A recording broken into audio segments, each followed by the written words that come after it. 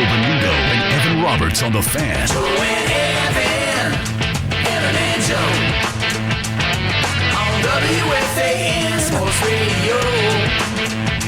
If you want to be in the New York know, gotta go with Joe and Evan, Evan and Joe. 66 on your AM dial, 101.9 FM. Joe and Evan on the Fan. Joe and Evan on WFAN. All right, 10:04 on the Fan, and a very good Thursday morning to you. The midday show, Joe Benigno, Evan Roberts, 877-337-6666 is the phone number. We're here till 1 o'clock. Mike's on, Francesa on the Fan. We'll come your way. Dove Kramer, Ernie Acosta on the other side of the glass. And we'll get to the sports from last night. Nice win by the Knicks as they bounced back after the loss to the Cavaliers. Not that I saw much of this because I didn't. And the Rangers actually lost last night to the Blackhawks. But we'll get to all the sports and all of that. But, Ev, you and I last night at the Night to Remember for Mike Francesa, of course, at the Tillis Center out on Long Island. And it was a very interesting night, to say the least. Oh, it was a hell of a night. I mean, where do you want to start? Like, I like to start with mess-ups. So you've got Minko calling it the Tyler Center, which was kind of funny. You call it the Tyler's Center? Yeah, he called it the Tyler That's Center. right. I guess he did when he kind of introduced everything at the beginning of the night. But Minko walked away with like a free iPad, so that's kind of cool. Minko and Bob Uecker getting an iPad. And let me defend Minko on this. First of all, and Mike's going, welcome to like the 21st century, okay?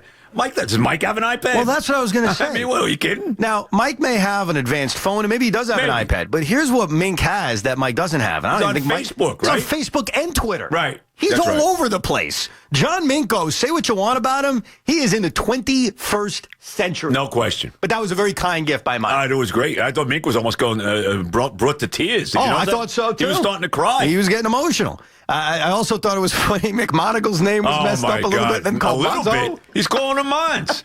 McMonagle's standing up, waving to everybody. You know, Mike's giving him a shout out. Okay, Mons, hi, Mons. No, this isn't. I'm saying to my wife, this isn't Mons McMonagle. Monzo. That was funny. Well, come on. And I got to tell you, Terry Collins. Oh, my God. Who I have great respect for. He's a baseball lifer. And overall, he did a good job with the Mets. Right. But I got to hear Mike tell us. The fans love him. Fans love Terry Collins. They love him? We respected Terry Collins. Yeah, right. I mean, we grew, you and I were very critical early of him, and I think we kind of grew with him a little bit as the team got better, But, I mean, this wasn't like it was like this love affair with the fans. And I'm Joe Torre here. And I may be in the minority on this one, and that's fine if I am, and I don't really care because I'm dead honest with you. I would not lie to you. I did not want Matt Harvey starting the ninth inning. Right. And Matt Harvey. So that was my fault. And I respect that because I think in that building, I was there that night. Right. Everybody wanted him to start the ninth inning. Fine. Of course. When he walks Lorenzo Cain on a 3-2 slider, he's out of the game. Okay? So I'm sorry. Just like you think of Beltran with the strikeout, which is fine. Right. I think of Terry Collins with that damn ninth inning and the way that thing was managed. Yeah, it was terrible. And I want to feel bad for Terry, and I do feel bad for Terry because Mike was asking him about it, which I guess he should. Yeah. And Terry, visually, you can see he didn't want to talk about it. Right. It was worse than he would have been better off asking about Santana's no-hitter. Easily.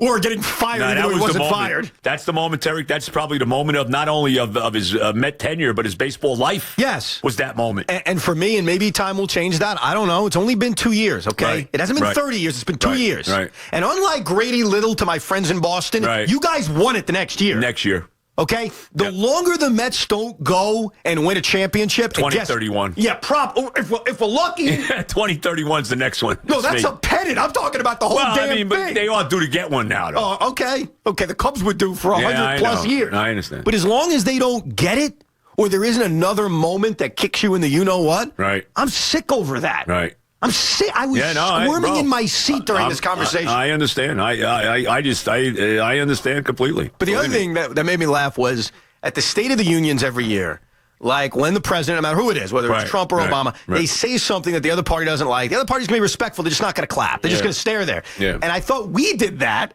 when Mike asked, hey, Mike McCagnon's here. Give him a hand. He's done a nice job. Okay, he's done a nice job. Okay, nice job. And he'll do a nice job when he drafts the franchise quarterback that's going to, get us to the Super Bowl. If he does that, he does a nice job. Exactly. I'm not ready. Look, he made some nice moves. In fairness to McCagnon, he made some nice moves. Sure. But we're not going to throw a party here. They're 4-6. Can we calm down? At 4-6, it could easily be 6-4 or better. Absolutely. So give me a break. And look, when he said, McCagnon's here, give him a hand, you said exactly that to me, and that's why I stayed very quiet. Right. I didn't boo the guy. I didn't give him a hand. No. Ira wanted to introduce. Ira came up to me. Ira in Staten Island, who was there, and Ira's like, want me to introduce you to McCagnon? I said no. He's going to come on the show now. You're not coming on, so I don't want to talk to him. We learned something. I'll talk to him. I'll tell you what. I will throw him a party if he's the GM when they win the Super Bowl. Oh, absolutely. I'll build a statue to McCagnon. Until then, no. We learned something very interesting about Ira in Staten Island last night. No, don't even bring that. I'm not going to bring it up, but it's a compliment. I'll just leave it at that. That was unbelievable. That was funny. Everybody out there, Ira. You'll respect I a lot more. Yes, Mrs. I. Standing by her man for sure. We'll leave it at that. No, but it was a very interesting. Here's the other thing. I got to tell this. This is funny. This is so funny. I have to do it. I hope my wife doesn't get mad at me. So my wife is talking to Mike, right? First she's talking to Mike, and they start talking about golf. So Mike, Ro, Mike's lovely wife, plays golf. She's a very good golfer, the whole deal. My wife plays golf, all of that. So they're all comparing notes. Ann Ligori was there. My wife and Ann are comparing notes about golf and all this.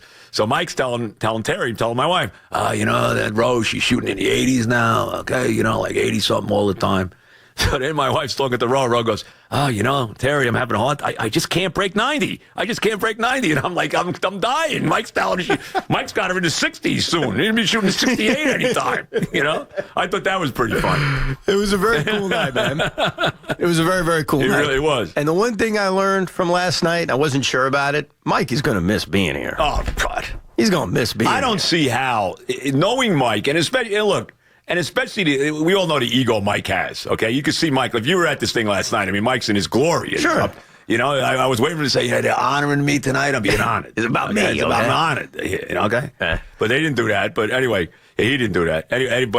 Oh, God. I can't see how Mike's not going to. When you have the kind of ego Mike has, what is going to feed your ego if you're not doing this? No, absolutely. I don't get it. And he was saying up there on the stage, this was aired on the station, so I think a lot of you may have heard it. Maybe you heard it. It was replayed also after it was done. So if you didn't love it the first time, you listen again, then you're really going to love it. But he talked about how during the Giant game, as the Giants were giving up on plays, I couldn't wait till 1 o'clock the next day to come on the air and scream about the Giants. So he's going to miss being here. Yeah. He's going to miss screaming into the microphone. No, absolutely. And you know what? I'm going to miss Mike. Of course. Mike he's a legend, man. I grew up listening to him. You called in. You were calling Mike. I'm not doing this without Mike. There's no doubt. Mike was instrumental in me being in this business. So, of course. Look, here's the bottom line on Mike. You say whatever you want. You may not like Mike. You may think he's popish. You may think he's an egomaniac, and all of that. And you're probably right about all of it. The bottom line is this. The greatest that ever did it is Mike Francesa. That's it. Well, I don't think there's even a debate about that. And it was good to see Dog there as well. That was like the capper of the show. So it was definitely a fun night all the way around. Yeah, no question about it. At the Tillis Center, Mick. Yeah, not...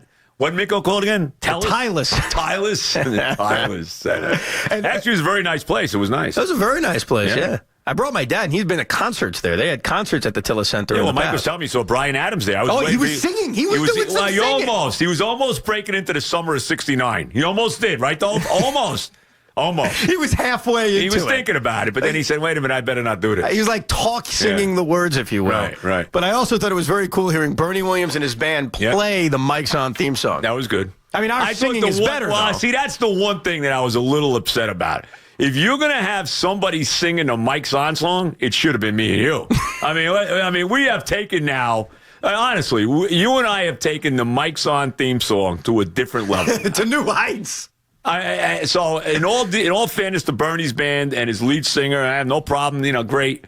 It should have been me and you. I was a little. I'm not letting you guys let them sing the song. Okay, let them. They want to sing. Let them sing. And we should have been able to sing. There were two other things that made me laugh. Number one. Mike talking about filling in for Pete Franklin because he was always on vacation. Everybody, I want you to listen carefully. I said, 6 months. On vacation. Okay, 6 months I filled in for him because he was always on vacation. What? He was always, I think he said he was always off. Always off, right. Always off. Always off. I'm like, well, hold on a minute. Mike, really?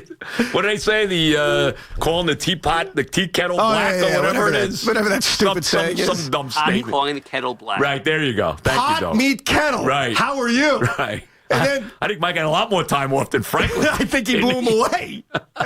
And then it was very nice. He introduced us and, of course, had to throw in there. Wow. These guys always complained about filling in for me. And he also said, which I've said many times about myself, I don't say it about you, that we have the faces for radio. That's fair. Which is fine. Yeah, I have no problem with that. We're getting, busted by Mike's no matter what. Wow, he was busted on dog, too. Oh, well, seeing Tootsie 10 times in a row. Tootsie after he got let go in Jacksonville, right? And then said, exactly. How many times the dog say something funny, Mikey? Well, they had some interesting conversations. Say something funny, Mikey. And there's a Mikey. Say something funny.